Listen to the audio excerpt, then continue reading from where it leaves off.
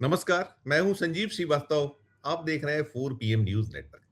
दोस्तों, दतिया उपचुनाव, नरोत्तम मिश्रा का टिकट कट जाना 4 दिन होने जा रहे हैं। शुक्रवार शाम वो सूचना आई थी और उस सूचना के बाद कैसा क्या बवाल हुआ और उसके बाद क्या क्या नहीं हुआ। चौथा दिन है। अब से कुछ देर बाद दतिया जो उपचुनाव के लिए नॉमिनेशन फाइल होने हैं। भारतीय जनता पार्टी के जो उम्मीदवार बनाए गए हैं आशुतोष तिवारी, वे अपना नामांकन दाखिल करेंगे। उधर जो कांग्रेस के प्रत्याशी हैं, उनका भी वहां नॉमिनेशन होना है और एक जोर आजमाइश, शक्ति प्रदर्शन दोनों ही, चाहे भारतीय जनता पार्टी हो या फिर कांग्रेस हो, दोनों दलों की ओर से होना है। और आप पूरा देखते चले आ रहे हैं कि एपिसोड में जो नरोत्तम मिश्रा के समर्थकों का जो बवाल था, उसके बाद जो कुछ हुआ, फिर कैसे वो कहीं तो मिश्रा के सरेंडर हो जाने के बाद जो भारतीय जनता पार्टी है, जो खेमा है, दिल्ली से लेकर मध्य प्रदेश की जो इकाई है, वहां से साफ तौर पर बार बार निकल कर चला आ रहा है कि कैसे बेइज्जती दर बेइज्जती नरोत्तम मिश्रा की जा रही है। हालांकि वे कह चुके हैं, जीना यहाँ मरना यहाँ, इसके सिवा जाना कहाँ। और वो जो उनका था कि किनारे घर ना बना लेना, समंदर हूं लौट के आऊंगा, ये था। अब तो वो कह चुके हैं कि जिसे घर बनाना है बना ले।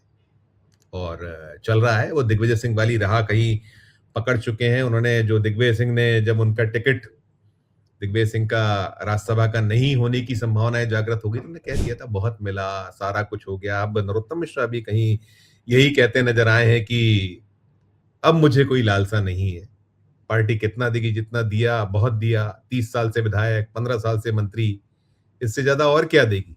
अब सब ऑल इज वेल, ये उन्होंने कहकर अपना मन शांत कर लिया है। लेकिन अंदर कितनी अशांति है वो तो छुपा हुआ नहीं। दिल्ली भी गए थे वे, दिल्ली में भी उन्होंने कहा कि मेरी किसी नेता से मुलाकात नहीं हो पाई है, किसी ने नहीं मुझसे मुलाकात जो है उसमें कहीं इंगित था कि नहीं की है। हालांकि जो हमारे सोर्सेस हैं उनके अनुसार जो है नितिन नवीन से मुलाकात हुई और वहां जो बात हुई वो बड़ी विस्फोटक थी। जो हमारे सूत्र बता रहे हैं कि उन्होंने तो यही नहीं मालूम था कहीं नितिन नवीन को कि ये जो उपचुनाव की स्थिति पैदा हुई है उसके पीछे खुद नरोत्तम मिश्रा हैं। वो क्या केस था, क्या कारण था। तो आप सोचिए ना कि क्या कुछ चल रहा है बीजेपी के अंदर। अगर और फिर खुद नितिन नवीन का जो अपना सीट जो रिक्त हुई यहाँ राज्यसभा आने के बाद, वो विधानसभा की बिहार में पटना जो है वहां, तो उस सीट पर क्या कुछ हुआ, वो भी एक बड़ा दिलचस्प किस्सा निकलकर सामने आया। जो हमें सूत्रों ने बताया है वो विस्फोटक है कि वो जो टिकट क्यों बदला गया, वहां क्यों बदलना पड़ा, कि जिसे पहले टिकट दिया था वो जो अभिषेक सिन्हा, उसके पिता को चारा घोटाले में कहीं सजा हो गई थी, ये कहीं निकला हुआ है। और उसके वजह से, हालांकि वो बाद में अपर कोर्ट से जीत गए थे, लोअर कोर्ट ने उन्हें सजा दी थी, सुनाई थी, तो वो कहीं कारण था। निकल ये रहा था कि कोई प्रेस कॉन्फ्रेंस होने वाली थी, डर गई बीजेपी। और यही हाल यहां है।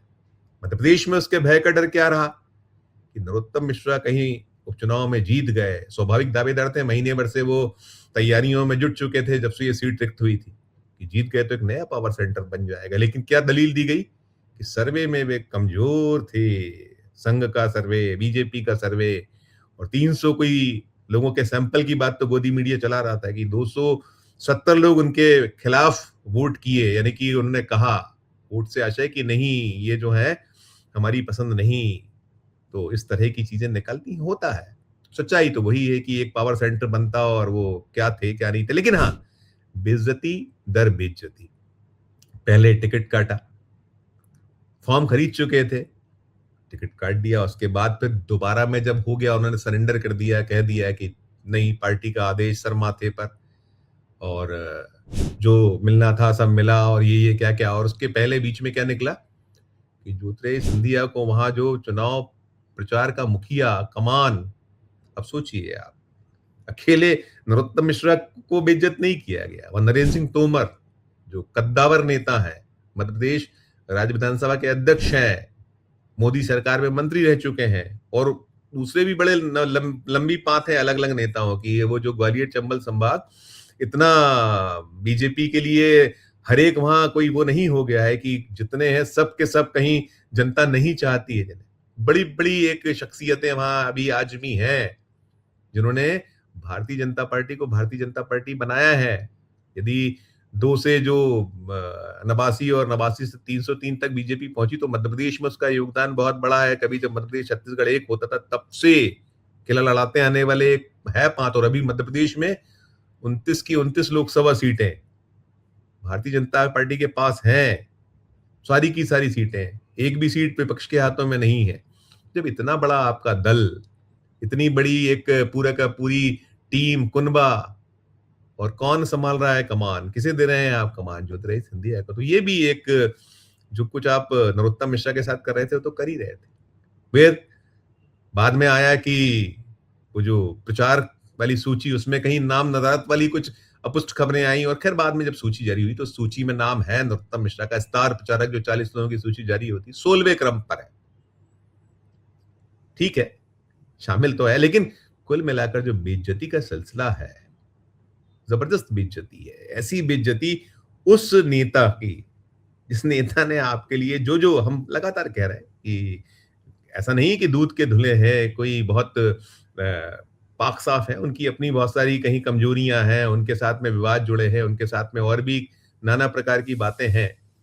लेकिन नाना प्रकार की बातें वाले तो आपके यहाँ मुख्यमंत्री भी हैं। हिमंता बिस्वा शर्मा क्या है? कांग्रेस से आए हुए। बिहार के मुख्यमंत्री सम्राट चौधरी, वो क्या है? उनके पीछे क्या क्या विवाद है, क्या क्या कंट्रोवर्सीज हैं? फिर उधर आप बंगाल चले जाइए, शुभेंदु अधिकारी। जब इतनी लंबी बात है, और उसके बाद महाराष्ट्र में आप जिनको कल तक क्या क्या कहते थे मोदी जी, तो कुल मिलाकर बहुत बहुत ही एक ऐसा सिलसिला है, एक ऐसे हालात हैं, इतने विकट स्थिति है, और नाराजगी स्वाभाविक है। कह दिया है नरोत्तम मिश्रा ने, लेकिन सिलसिला अभी तक जो चल रहा है लगातार है। जैसा उन्होंने तो कहीं जो अपनी सीमाएं हैं उसमें कहीं फिर अब बंद गए हैं, वो जो निकला था कैलाश विजयवर्गीय ने कहा था। क्या कुछ कह रहे थे नरोत्तम मिश्रा, सुन लीजिए आप। गर्वित बात हुई, बहुत अच्छी बात हुई। दतिया को जिताने की बात हुई, दतिया जीतने की बात हुई। दतिया हम जीत रहे, जीतेंगे। जो आपके समर्थक से कुछ कहना चाहेंगे, आप समर्थक से क्या? मैं कह चुका हूं उनको, सभी धैर्य का परिचय दें, शांति का परिचय दें, और धीरे धीरे सब ठीक हो रहा है। नामांकन में आप शामिल? मैं निश्चित रूप से जाऊंगा। कब पहुंचेंगे सर? परसों। ये देखिए, आप साफ तौर पर कह रहे हैं, और जो आप उन्हें कह रहे हैं कि इन्हीं की अगुवाई में हम जो है लड़ेंगे चुनाव। भारतीय जनता पार्टी के प्रदेश अध्यक्ष ने क्या कहा था, वो भी सुनिए आप। दतिया उपचुनाव में भारतीय जनता पार्टी ने आशुतोष तिवारी जी को उम्मीदवार बनाया है। वहाँ पे कुछ लोगों ने भावावेश में इस्तीफे दिए हैं, ऐसा मेरी जानकारी में आया है। मुझे कोई भी इस्तीफा नहीं मिला।